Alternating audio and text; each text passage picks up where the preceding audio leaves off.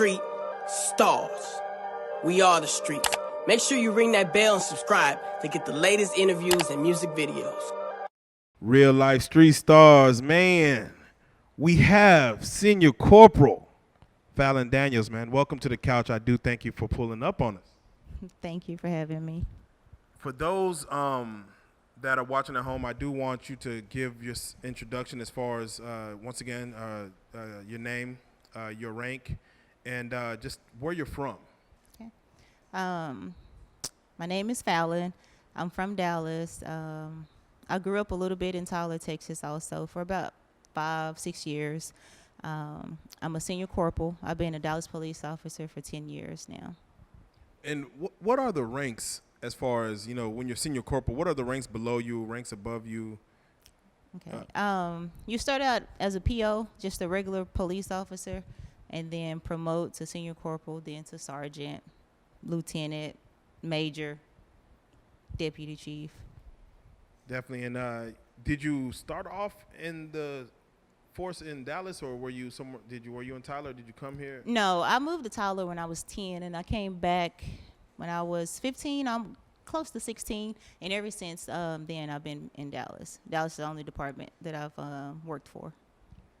And when it comes to being a female police officer, and this is, you know, one thing that, you know, I want to kind of convey to the audience, because, you know, when people think of police officers, they do think it's more of a masculine job as far as what you have to deal with. But of course, there's more and more women on the force. Every year it grows. For you personally, as far as getting into the force, what was your motivation? What was your reasoning behind getting into the police force? Okay. My motivation came like since I was a little kid.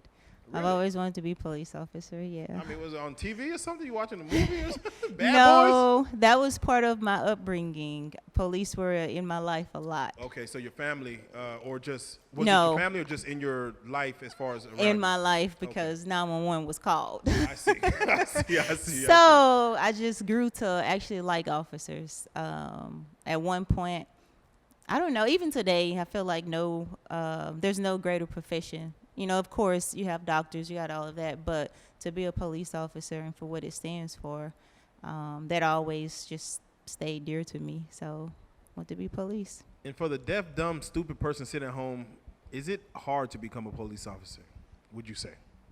I wouldn't say it's hard. You have to have patience. It's a long process.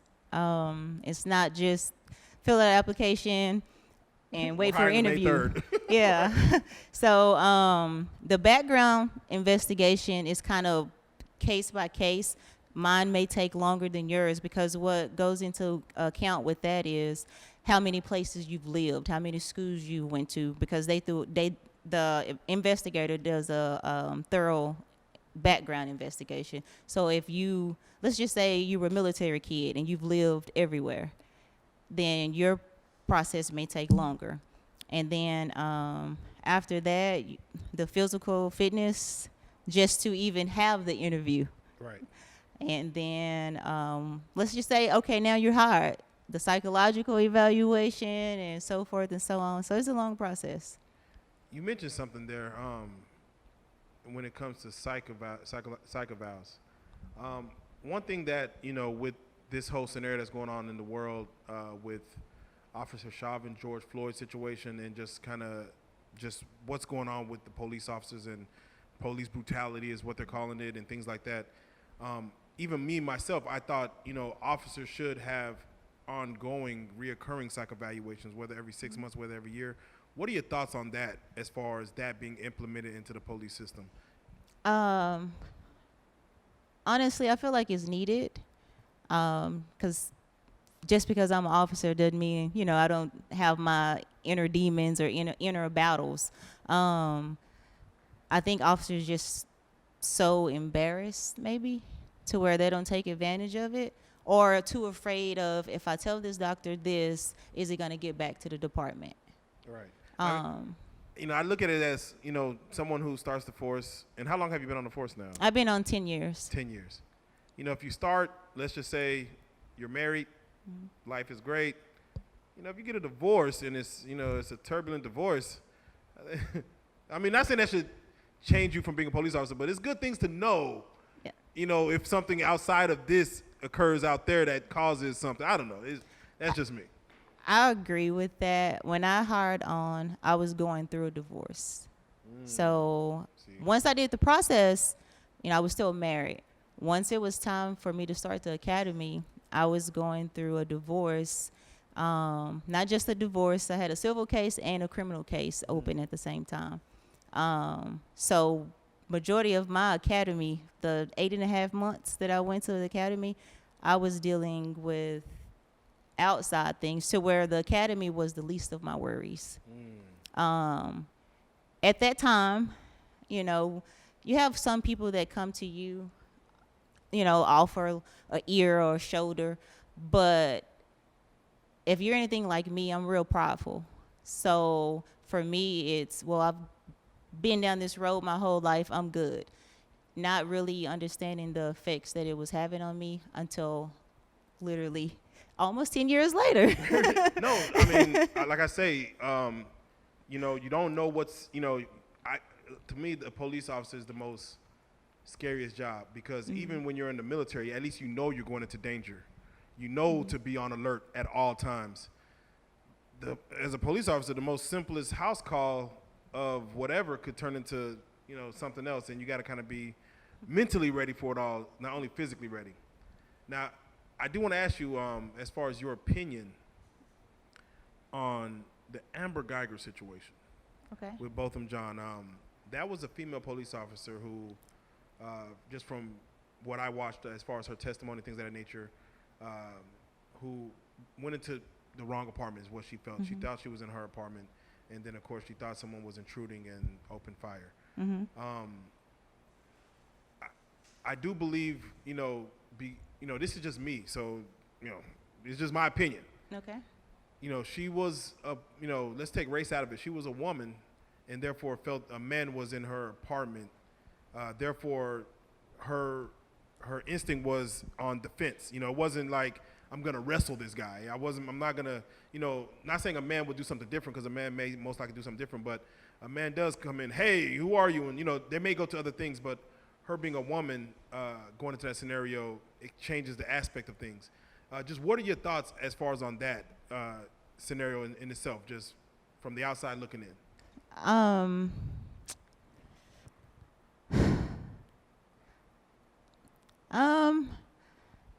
I understand to a degree of, I don't think she got off work that night intending to kill anybody. I've been in those apartments also. Everything looks the same. I'm not, making a justification for what she did or anything, but it's not unreasonable, to really think that. I've walked to the wrong car before and literally have opened the door and sat in the seat and realized. You got that far? Yeah. And he doesn't work. No, what is going on? It wasn't locked, and I have a habit of sometimes not locking my door. I see a white Altima, thought that was mine until I'm sitting in it, and my kids' graduation tassels aren't right there. And that's when I realized I'm in the wrong car. Just got out, closed the door, and went to my car. So, like that. I mean, knowing that, I did that. Although I didn't kill anybody, but I don't know what was going through her mind. It could have been, just as she said, she walks into her house, nobody's supposed to be there, yet somebody is there. Although we know now it's the wrong house. She acted, in my opinion, reasonable. If you are in your mind knowing that's your house, I'm walking into my house and somebody is in there. Right. And it's crazy because, after everything is, the dust is settled, there's so many people that have so many opinions on, the red mad and you should know it's not your house. You could never know. It's like, I've done it before. The way these, apartments are set up, I've done it before. So I definitely could see that happening.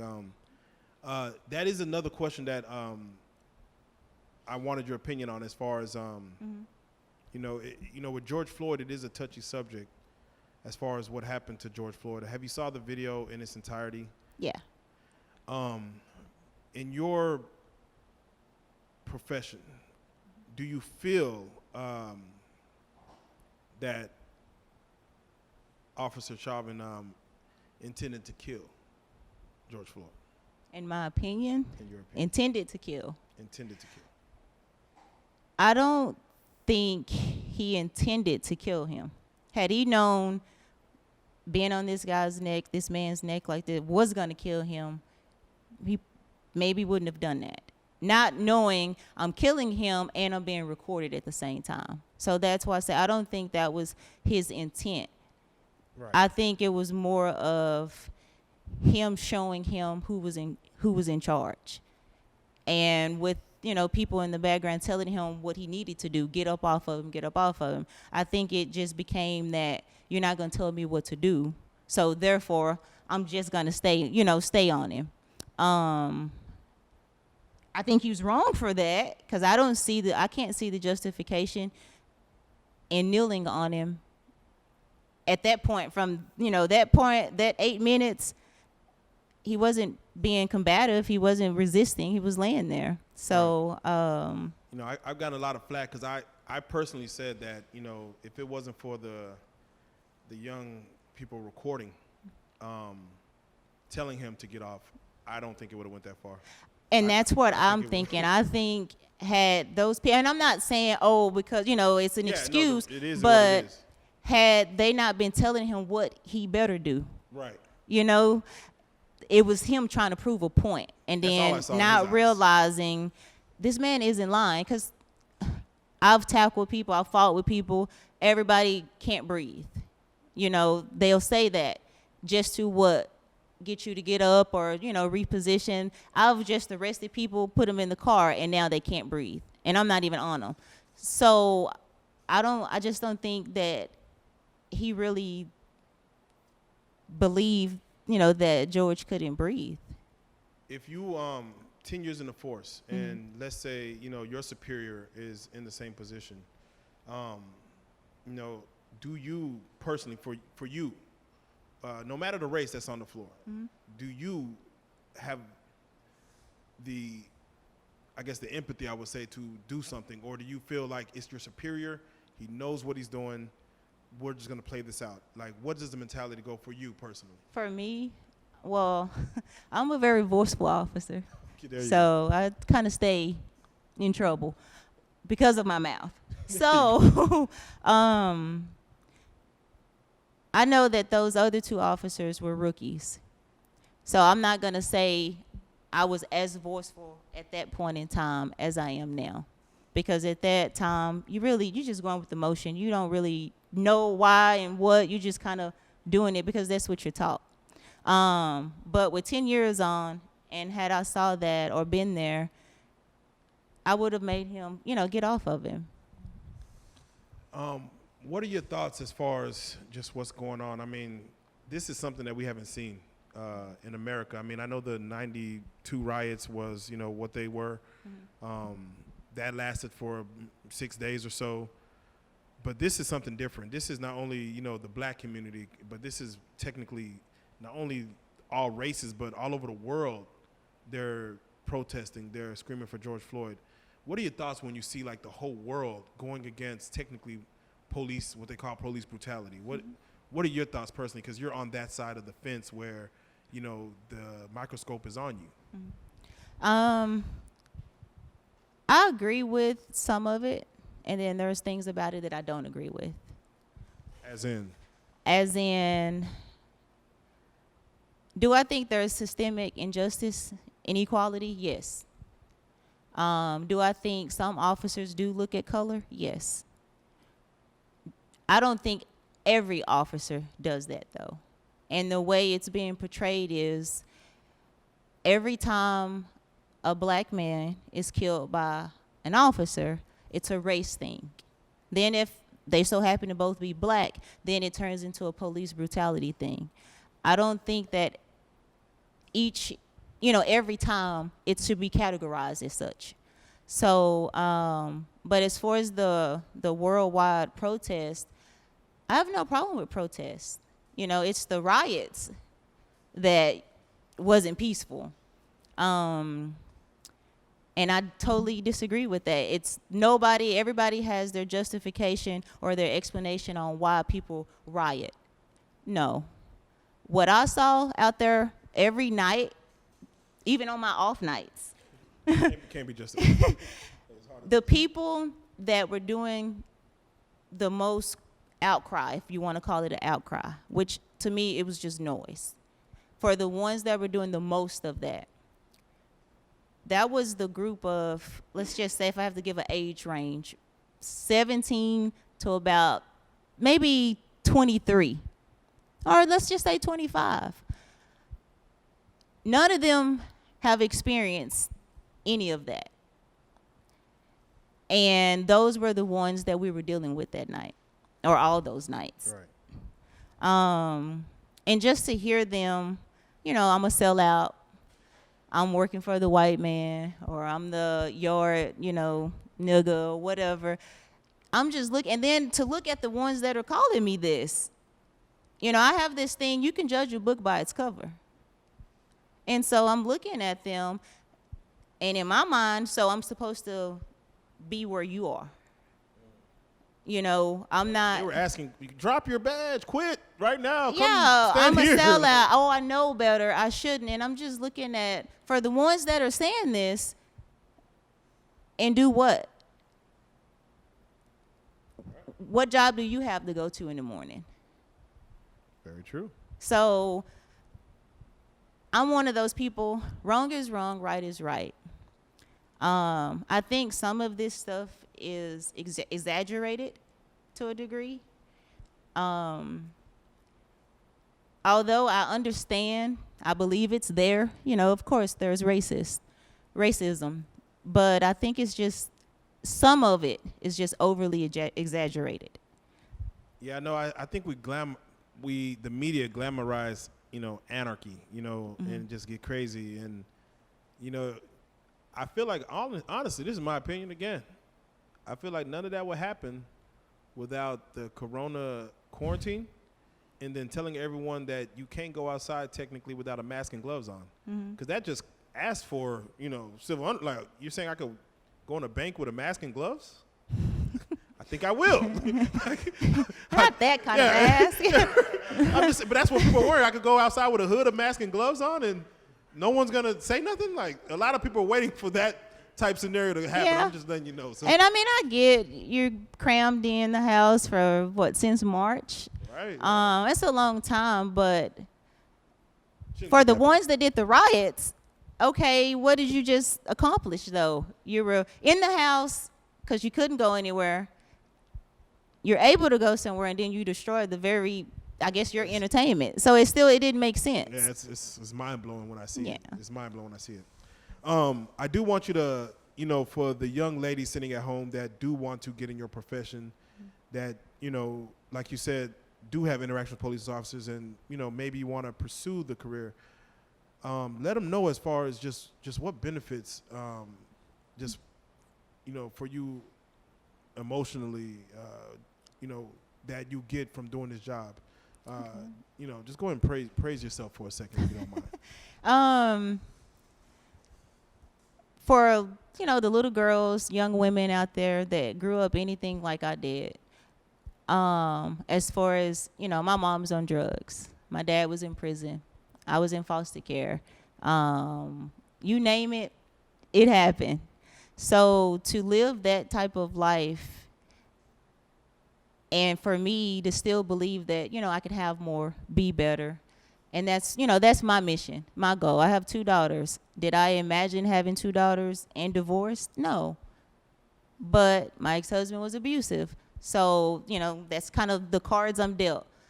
So I guess now that I am an officer, it helps me, I guess, if you want to say therapy-wise, because sometimes you feel like it's just you. Like, why do I have the life that I have? Why am I the one dealing with this? Like, God, what did I do so wrong? That was me, like, questioning the whys. And then to interact with people, that little 15-year-old, and to see her going through whatever reason I'm there for that call. and then to be able to relate to her. Not because I learned this in the academy, not because I seen it on TV or just seen it, but because I lived it. So for me, it's therapeutic for me.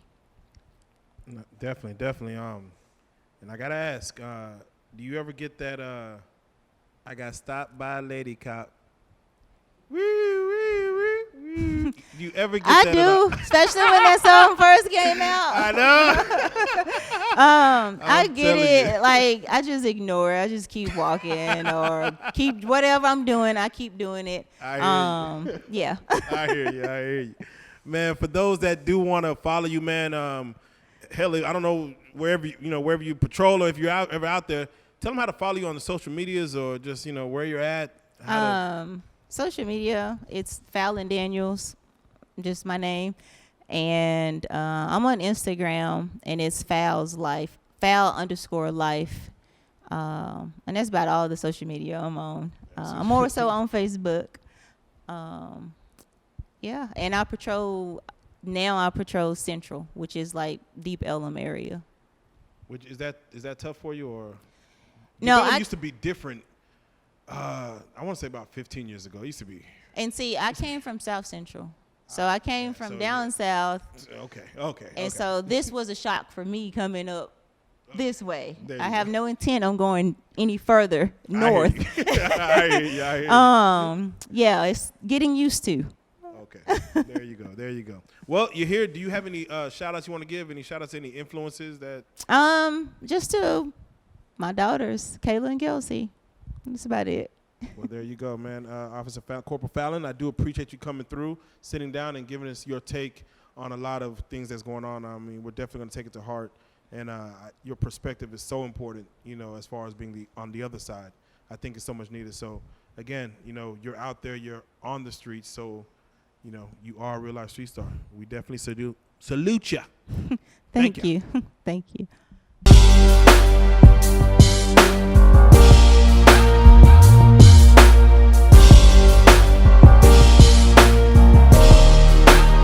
Shout out Reallyfe Street Stars, nigga.